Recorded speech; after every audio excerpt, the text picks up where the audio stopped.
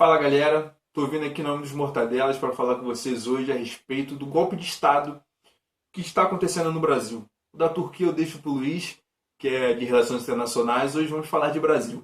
Eu já adianto que não vai ficar falando se é golpe, se não é golpe, eu não quero te convencer que é golpe, até porque essa altura do campeonato, se você ainda não entendeu o que é golpe, eu acho que é um caso perdido. Já é um problema de capacidade cognitiva, onde talvez a medicina resolva. Eu não posso ajudar, meu caso aqui é só política.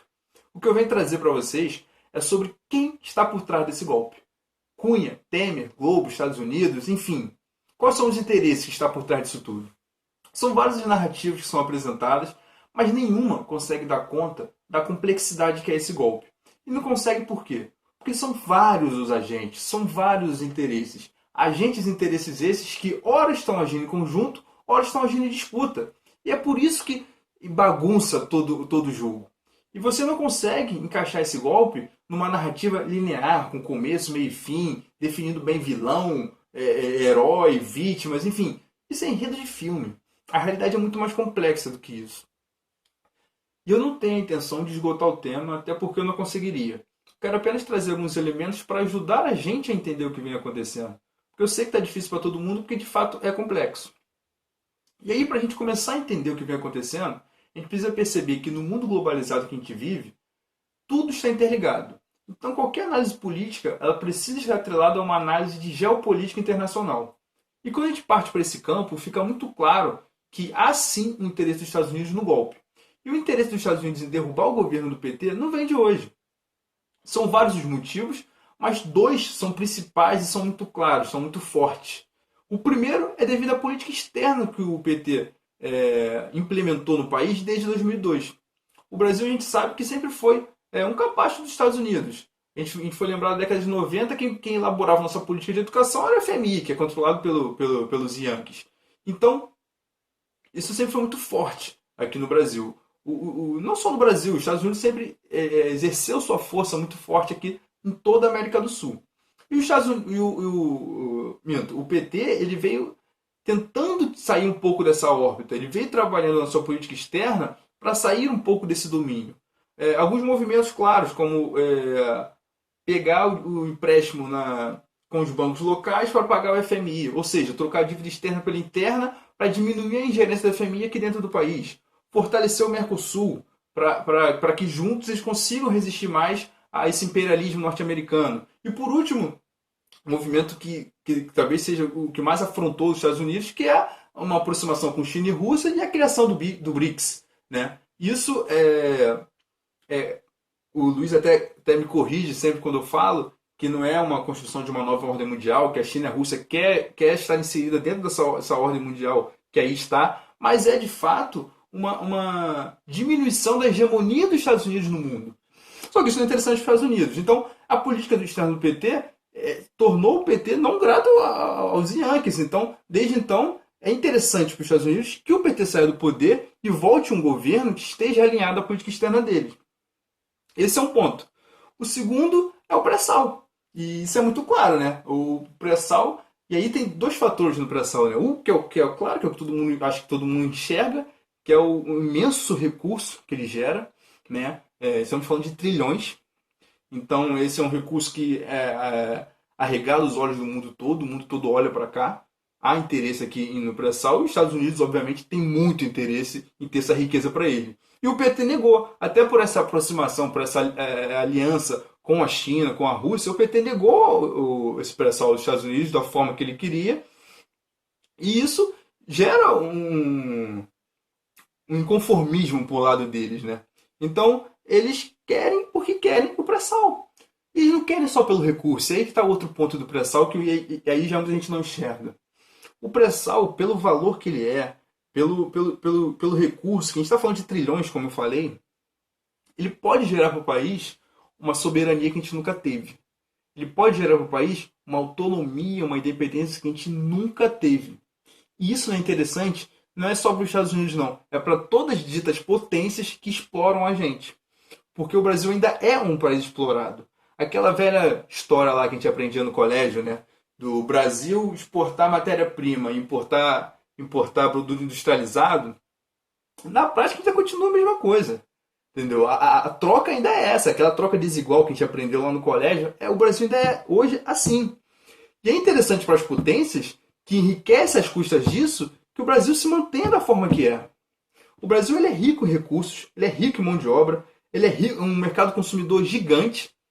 Ou seja, é preciso um esforço muito grande para que ele não se desenvolva. E é fundamental que ele não se desenvolva para que ele continue enriquecendo as potências, inclusive os Estados Unidos, que é o que a gente está falando aqui mais diretamente.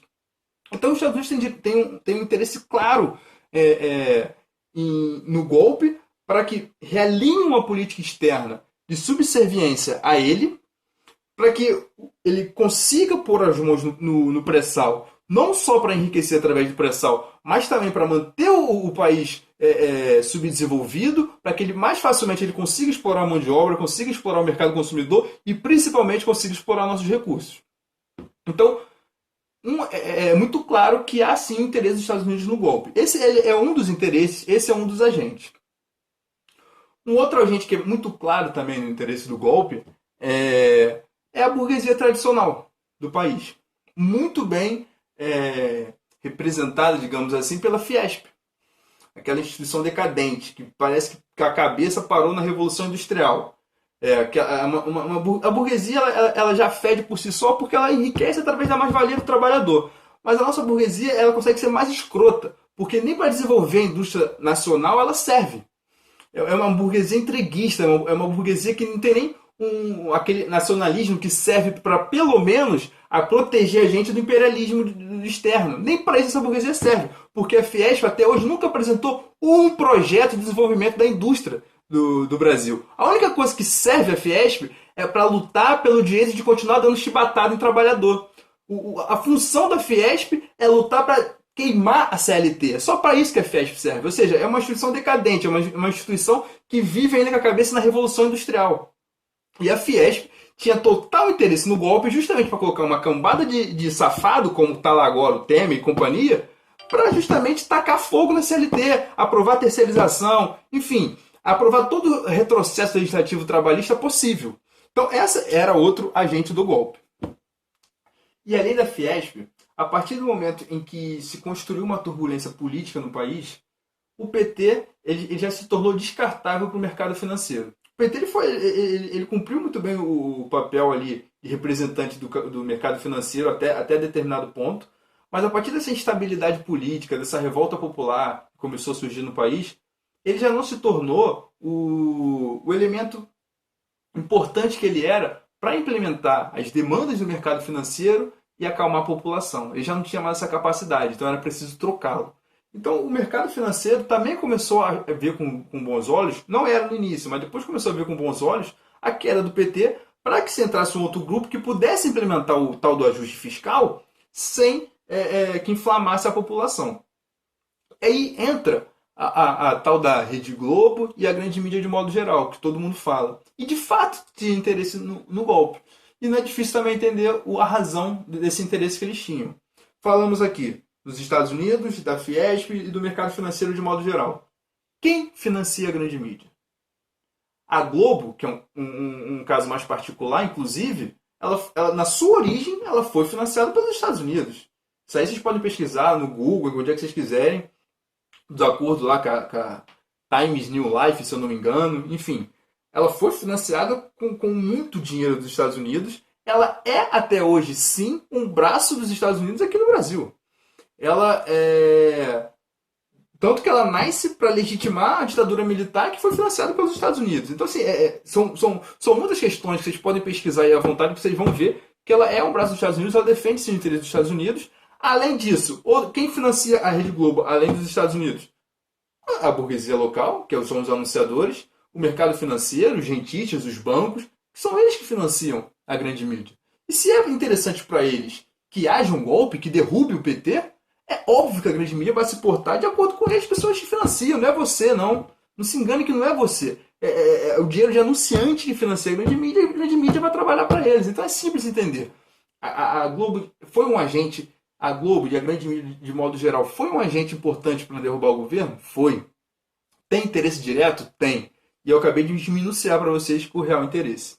Mas aí entra um fator que embaralha um pouco esse jogo, que é a questão da Lava Jato. A Lava Jato, por óbvio, ela é seletiva, tanto que ela, no início, ela teve muito apoio da oposição ao governo, um apoio midiático muito forte. A classe política que queria derrubar o governo apoiou muito, usou muito, inclusive o seu Aécio Neves, que é o rei das delações, no início apoiava, falava pra caramba da Lava Jato, porque ela nasceu de forma seletiva e ela era perfeita, o elemento perfeito para limpar o caminho para os golpistas assumirem o poder. Era perfeito. Só que aí eles não contavam com uma coisa. Eles não contavam que com a delação premiada a galera fosse falando. E é muito claro que a corrupção não nasceu com o PT, isso é óbvio. Ela vem desde sempre no Brasil. Inclusive até fiz um vídeo sobre a corrupção que eu explico muito bem isso. Ela vem desde a fundação do Brasil, ela vem a corrupção. E essa corrupção de empreiteira que está envolvendo toda a questão da Lava Jato, ela é muito forte no Brasil. A ditadura militar rolou muito firme no governo do PSDB, enfim. Então, quando começa a falar, a delação vai respingando em muita gente. E muita gente que está aí no poder até hoje. Então, começou a sair do controle. Apesar da seletividade, apesar de conduzir de forma a limpar o caminho para os golpistas, ela saiu do controle. E a partir que começou a sair do controle, começou a incomodar a classe política. E aí a gente chega no outro agente, que é a casta política. A gente sabe que a classe política ela é eleita pelo poder econômico. O voto é mero figurativo. O que manda é a grana. E quem tem a grana são os banqueiros, os donos dos grandes meios de produção e as máfias de modo geral. São eles que elegem a classe política, ou a maior parte delas. Elegem elas para que elas possam representar os interesses destes. Sendo que, a partir do momento em que ele é eleito, apesar do poder político estar abaixo do poder econômico e subjugado por ele, o poder político ainda é um poder. Ainda exerce uma certa autonomia. Ele tem certos poderes ali na mão dele. O que acontece é que quando essa classe política é financiada por muito tempo, esse poder aumenta. E se cria, de fato, uma casta política. Né? E essa casta política ela consegue ter um certo poder. E a partir do momento em que essa casta política se sentiu ameaçada pela Lava Jato, o plano principal dela não foi mais representar quem os financiava. O primeiro ponto ali era salvar seus pescoços. Porque não adianta nada eu agradar quem me financia se daqui a pouco eu vou ser preso, se daqui a pouco eu vou perder meu mandato. Para quem está financiando, a classe que é a classe dominante, ela está pouco se lixando se é Eduardo Cunha, se é Rodrigo Maia, se é Lula, se é Aécio Neves, se é Marina Silva. Não interessa quem esteja lá. O importante é que quem esteja lá cumpra com o seu papel de representar os interesses deles. Então, a casta política ela pode ser muito bem sacrificada, se for necessário, e financiada uma nova casta. E não vai mudar nada. Então, a casta política ela entendia que ela precisava primeiro lutar pela sua sobrevivência. Então, nesse momento, acontece um fenômeno muito interessante, que é a casta política se deslocando da burguesia, se deslocando da classe dominante, para se salvar, em primeiro lugar, depois de ver o que acontecia. E aí tem um exemplo prático que mostra muito isso, que é a questão do ajuste fiscal. Primeiro, a casta política, a casta política ela busca a Dilma, né, para a Dilma dar um freio na Lava Jato, sendo que a Dilma tá com foda-se e fala que não vai parar nada. Então a casta política começa a ficar puta com a Dilma, quer derrubar ela, para poder botar alguém lá e abafar o que vem acontecendo, porque a Lava Jato é de fato uma ameaça a toda a classe política. E aí o que a classe política faz para ameaçar a Dilma? Tem um ajuste fiscal, que era uma demanda da burguesia, uma demanda do mercado financeiro, e a Dilma aceitou. Né, botou o Levi lá, aceitou essa demanda, fez o jogo da burguesia, fez o jogo da classe dominante, jogou para o Congresso, só que o que o Congresso fez? Barrou o ajuste fiscal. Não só barrou o ajuste fiscal, como fez a tal da pauta bomba. Ou seja, a casta política se desloca dos interesses da burguesia, que era um interesse claro, e o interesse de quem os financia, para chantagear a Dilma, para a Dilma dar um freio na Lava Jato. Ou seja, a casta política ela ganha uma autonomia naquele momento, se desloca de quem os financia para poder sobreviver. Então é um novo agente com um interesse próprio em que age em disputa com outro que também quer a queda da Dilma. Então são jogos como esse que deixam tudo embaralhado, que deixa complexo e difícil de entender. Né? Então esse é mais um agente, é mais um interesse em que hora vai estar em disputa, hora vai estar agindo em conjunto. E dentro da própria casta política, há interesses diversos, há vontades pessoais, há gente movido por vaidade, entendeu? Há gente movida por diversos interesses ali, aquela casta que é um bando de ladrão de segunda categoria, há os que são mais protegidos pela mídia, como Serra e companhia. Então, são muitos agentes, são muitos interesses envolvidos. Agora, dito tudo isso, falado um pouco dos interesses dos agentes por trás do golpe, tente juntar isso que eu falei com as primeiras medidas do governo Temer. E vocês vão ver que encaixa perfeitamente. Lembra que eu falei lá do interesse dos Estados Unidos no golpe? Pega lá o que o governo Temer fez, colocou o Serra, que é historicamente um capacho dos Estados Unidos, no Itamaraty, e pesquisa. Vê as medidas dele, os discursos dele, falando que não vai ter mais aliança ideológica. O BRICS se queixando que o governo está querendo boicotar esse banco. Enfraquecimento do Mercosul, querendo expulsar a Venezuela do bloco. Enfim, uma política externa já toda voltada para voltar à órbita dos Estados Unidos. Isso vocês pesquisem aí, não sou eu que estou dizendo não, isso já é notícia. Qual era o outro interesse dos Estados Unidos no pré-sal? Já estão falando em privatização da Petrobras, para entregar de bandeja o pré-sal dos Estados Unidos. Antes da privatização, tem o projeto do Seu Serra, que tira a exclusividade da exploração lá do pré-sal pela Petrobras, que é tudo que os Estados Unidos queria para colocar a mão nessa riqueza.